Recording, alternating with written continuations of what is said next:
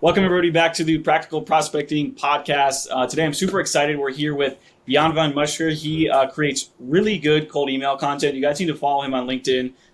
He runs an agency called Cold Agency. And over the last year or so, I started following Jan. He's been putting out really helpful, I would say like relevant insights around how to create campaigns that actually get a really high reply rate. And so I'm excited to talk to him about how he does that for himself and also his clients. But Jan, welcome to the show. Thanks for being here. Yeah, thanks for having me. Excited to have this chat and share what I can. Yeah, man, same here. So I want to start it off because it looks like you founded Cold Agency around 2 years ago. Can you talk us through what inspired you to kind of start that business and what it was like over the last 2 years, building it out to what seems to be a pretty successful agency at this point? Yeah, for sure. Yeah. So we started around 2 years ago, indeed. Before that, I have been in lead generation on the B2C side of things. And I was actually also on email marketing. We basically monetized email lists. But when GDPR rolled around in Europe, that industry kind of got redundant. So I had to make a switch. And at first I did some lead generation ads, that kind of stuff, dabbled a bit, did a bit of client work.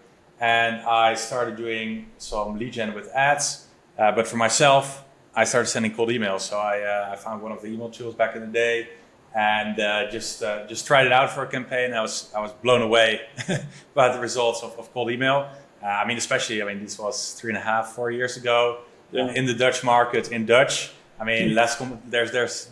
There was no competition. There is still not a lot of competition, but we're looking at 10% meeting booked rates and just really good close rates as well on the calls. That kind of got the ball rolling for me. I did it for a couple of clients. One client, they had an Instagram page where they reached out to people if they could feature them, but they were doing everything manual. So I was like, hey, this could also be a use case. And just started from there, and I signed more and more clients. And 2 years later, we're now at around 23 clients. We're growing steadily. And so that's kind of how it all got started. I tried it myself, and it worked really well. So I was like, why not do this for the clients as well? Nice, man. No, it's super interesting. Yeah. And one thing I'm curious about is how your experience in B2C lead generation transferred over into B2B. In my experience, the folks who I've talked to have taken a similar journey to you. They have a really good understanding of segmentation. And I think one of the most important parts of cold email that not everybody understands is how you segment your list so you can write relevant emails without having to spend a ton of time personalizing. That's at least in my experience what I've seen. But I'm curious, what did you see translate going from maybe B2C to more B2B lead gen? Yeah, 100%. Indeed, the segmenting and making emails relevant for people obviously is one of the most important things, more important than personalization, I would say. Another thing that really helped me was just the deliverability side of things. Back in the day, we're doing really big lists, sending like 50,000 emails. Right? It's like more warm style email. But all of the deliverability techniques and everything is similar to with cold email. And obviously with cold email, it's even more important because there's no established relationship yet. You want to hit the inbox or you're toast. So that really helped as well. And just understanding that email is not dead, right? People have been saying that for years. So if you know that's not true, that really helps as well because it's a great channel and still is. Yeah, absolutely. So one thing you mentioned deliverability. I'm curious. You say you're helping 20 plus clients. Just kind of getting into what works for you in terms of cold email. I want to start with deliverability. What is like your general advice on deliverability in 2023? I feel like last year it ended up being like a really big topic of conversation, at least around like the sales B2B space. But what have you seen change? What do you think are some best practices, and how are you able to send out what I assume is a super high volume of emails across all of your clients while still having good deliverability? Yeah, for sure. Yeah, so we just use Google Workspace with a secondary domain for all clients. So obviously you don't want to send emails from your main domain. It depends how advanced the listener is, but you don't want to send emails from your main domain. So you want to get a secondary domain. Try adding a little word, right? It's like let's say it's domainname.com. Add like try domain name, get domain name.com, and just make your emails from there. So really do that. We're trying to keep the volume low. So we're trying to get multiple seats and keep the volume low per sending account. So right now we're doing around 50 emails per inbox per day. And then, we just spread it out across multiple inboxes.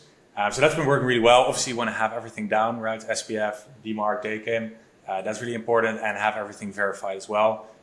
So yeah, we're really trying to be cautious there. Additionally, we just keep a really close eye on our metrics. Like every week for our clients, we do proactive reporting, so we catch deliverability issues very quickly. If we ever get something, right, like where we see an open rate drop, or usually we look at just the lead rates dropping, we really quickly like remove those inboxes and just keep them on warm up for a bit, 2 to 3 weeks, and then usually they're back to being normal. So that's kind of what we do. I mean, it's just really in the basics. Additionally, we do some spin tags, so trying to use different words for the same email, so you get different variations. Every email is more unique, and the spam filters don't pick up. Rather, if you're emailing quite a few prospects, it can get like flagged. But overall, I mean, the main thing I always say is just if you have a really good cold email campaign, the replies will be high, the engagement rate will be high on your domain. You'll have no issue with deliverability at all. So just getting a good campaign, relevant, good scripts, that's your best deliverability hack in the end. So yeah. Yeah, I agree. Like, get the content right, but then, I mean, you said, obviously use a secondary domain. I think you and I both know most people don't understand that as well, maybe, based on our experience, but no, that's really good advice. And, like I mentioned in the beginning of the show, guys, Jan is getting incredible results when it comes to open rates, reply rates, booking rates. And so I want to kind of talk about the next step in building out a cold email process, which is like the list building. So can you talk to me around like what sort of tools you're using to build your lists? How are you going about doing it? And you mentioned verifying things. So what does that process look like when you're about to kick off a campaign for a new client? Yeah, sure. So first of all, we want to identify the relevant accounts. So we always start with the account first mindset, if you will. So we look at the right accounts. I mean, obviously we look at like the geo, the sizes, technology usage is a big one we use, which is always a good indicator of like what are they really doing behind the scenes. I mean, we also have some tools where we can check what kind of positions are open at companies. So we're trying hiring data and that kind of stuff to get a bit more intent. But in general, we just go pretty broad, and we just want to get a segment of the market that's relevant. I mean, one thing we do with clients that works really well is just look at the case studies. What case study do you have, and what kind of similar companies are out there to that case study? And one tool we use for that is actually Ocean.io, which is a database tool that has a lookalike feature. So you can just upload a couple domains, and they get you some similar companies or accounts to that. So that works really well, and we really want to make it right. We want to make the outreach as relevant as possible. So with the list building, we start by thinking, okay, if we're going to use this case study in the script, who is the case study going to be most relevant for? And we start with that. So trying to get accounts from there, and then we enrich them with different tools. So we use, Apollo is a good one, obviously. They have a lot of data. Or we just go to SalesNav directly and scrape from there. I mean, obviously, that's a bit more of a tedious process if you've tried that before. But in the end, you'll get the most data there because, everyone's pulling it from there anyway. So, that's kind of our process. So really looking at like what are we actually going to send, what makes it relevant, and then actually like dialing back from that. Yeah, super interesting. I'm kind of curious. So once you've built your list out, and first of all, I really like the strategy of finding lookalikes from case studies. I'm going to check out that Ocean.io tool to see if that'll work for us as well. But so I don't know how else to ask this, but you get really high reply rates. Like, what is your secret to that? Can you walk us through how you're building out campaigns, what you're doing differently? Because most people struggle to even get a 5% reply rate, let alone a 5% positive reply rate and actually book meetings consistently. So what are you doing differently that's working so well? Yeah, for sure. So there's a couple of things you really want to do. So first of all, with your scripting styles, again, you want to focus on relevance. So this comes back to the list building, but also in the script. You want to make sure the email is relevant. And what does that actually mean? It means that if you're solving an issue around an HR process, you make it relevant for the HR, head of HR you're emailing, and really tailor to their actual role. So they really understand, like, in your day-to-day, you're probably struggling with this. Like, how are we, if you look at our scripts, it's not necessarily like, you don't want to make it a sales email, right? So you want to make it like relevance. Then you want to ask them a question, like, how are you currently solving, keeping track of all of your applicants? I'm just making this up. That's why. Of course, yeah. I need to, right? You want to make it as tailored as possible to the actual role and the actual person, as opposed to the company, writing to the person. So that's one really important thing. Then keeping the script short. So our structure is relevance.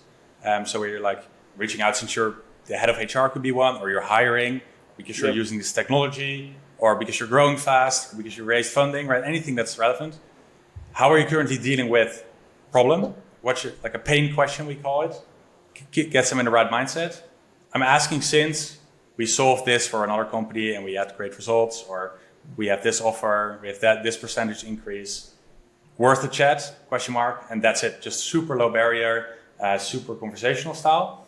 So that's the first thing. So having your script right by making them relevant and not really focusing too much on personalization. Second thing is going after unserved markets. So, I mean, all of the listeners might be from the US, and if you're just tied to the US, that's, I mean, you can't really do anything about it. But if you're open, like if you can target worldwide, if you have a software product, you're open to entering new markets, look into Europe, look into the Middle East. If you can get a native speaker, either in German or Dutch or one of the Nordic countries, you can get amazing results because there's so much more trust in the local language in the European countries, as well as a lot of like the Middle Eastern countries. They're super underserved in terms of the amount of outreach they get. And a lot of big US companies, they still have like locations in the Middle East as well. So we got like very big hotel chains, casinos, and like that kind of stuff. Everything, you just have those as well over there, but they're just less served. So there's less competition, so you stand out more. So even if all of those basics, the same script might in the US might get like a 1 to 2% positive reply rate, you can get 6 or 7% if you just look at a bit more underserved markets that still have that buying power to buy your service or software. That one's super interesting. I never thought about that, but it makes a lot of sense. And I feel like a lot of people are prospecting the same companies with the same type of message, and the U.S. is super crowded. So, no, that's really interesting. I'm gonna look into that myself as well.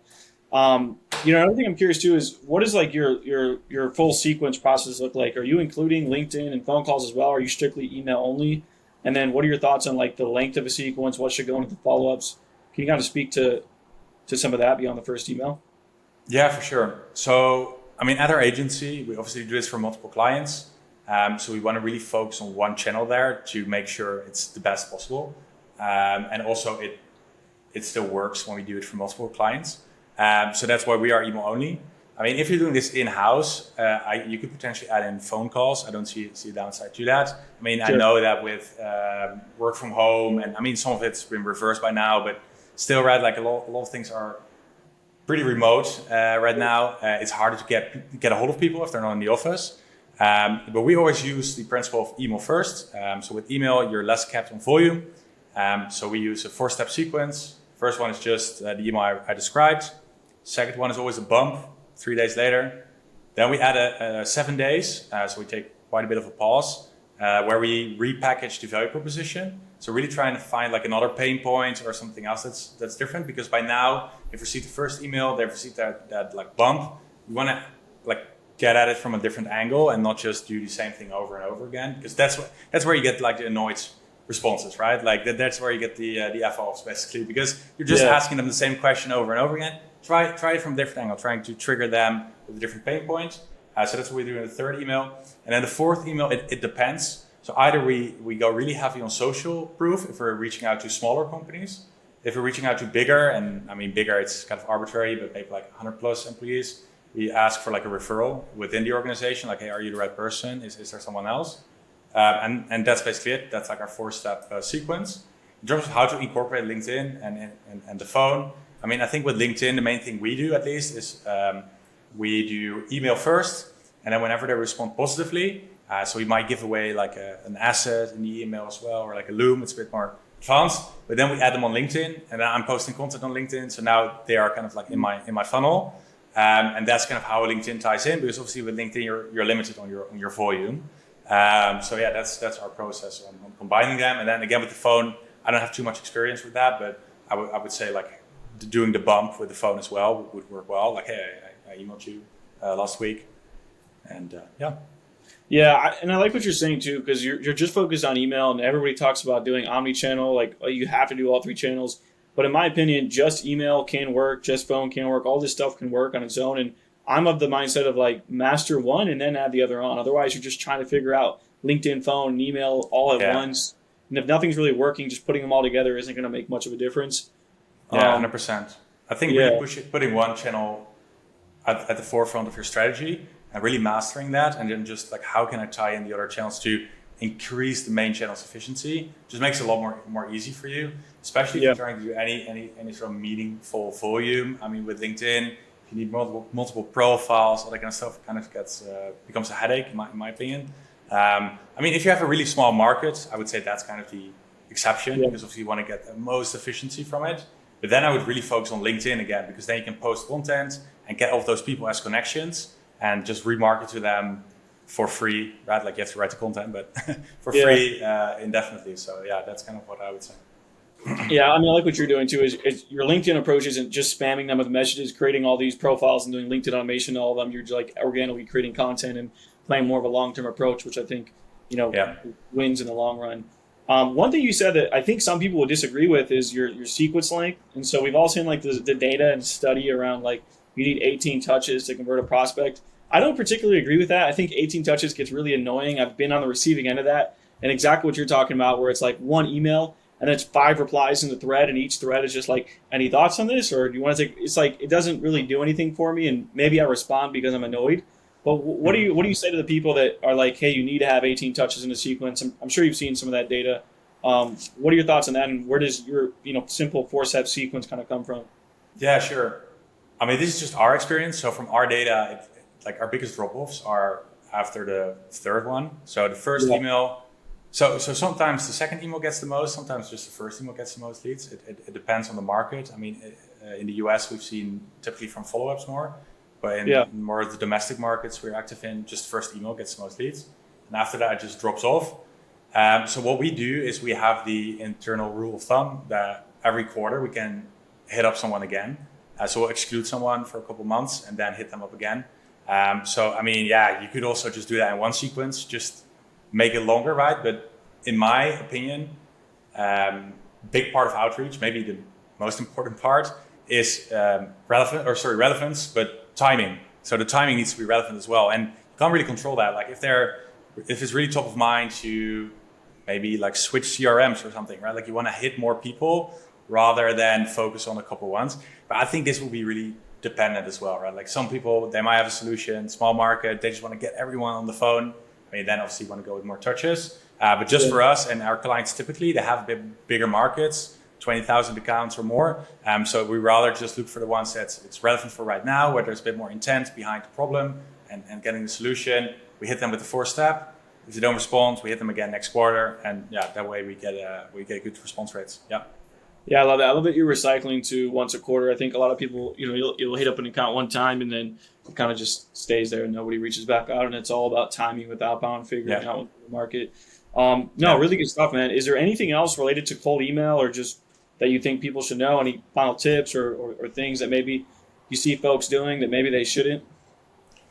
I mean, I think the most important thing is just sticking with it for a long time. I mean, we've had clients where we took them on and we've like tested things for 2 months, and then the third month just hit like crazy. Just really have to test it a lot. Treat it more so like a Facebook ad campaign almost, if people are familiar with that, where you test different variations, different types of audiences you're reaching out to, right? And with email, it's the same thing, different sequences, different decision makers, different accounts, different geos or regions, even if you can, until you find one that works and just build off from that. And I mean, you have a limited shot, right? Like obviously the data costs some money, but it's a lot cheaper than paid advertising. Just keep shooting your shot and something will stick, but stick with it. As well as the delay we see, like when you start doing cold outbound, I mean, you can take like 1 or 2 months before your campaign really starts going, and then your deal cycle. I mean, you have to really like put in like 6 months of solid work trying to crack the code. And once you have it, I mean, it's just it's a really efficient channel. Yeah, no, I agree, man. And I think it's inspiring for other folks to hear like your success with it as well. And I completely agree. It's like cold email isn't something that's just going to work after testing it for a couple of weeks. You got to keep trying. And that's the most important part, is like tracking the data, actually keeping an eye on, if things are improving and things of that nature. So really good stuff. And anywhere, I'll say it first, like definitely go follow Jan on LinkedIn. He's putting out really good content. I think some of the best content I've seen around cold email, but anywhere you want to point the audience, anything you want to let them know? No, I think my LinkedIn is good. Indeed, I'm posting content there. I mean, sometimes daily, sometimes 3 times a week. Just give me a follow there if you need any help with your cold email sequences or setting things up. Just hit me up on LinkedIn, and happy to chat. Awesome. Good stuff. Well, thanks everyone for listening. We'll see you guys next week. Thanks.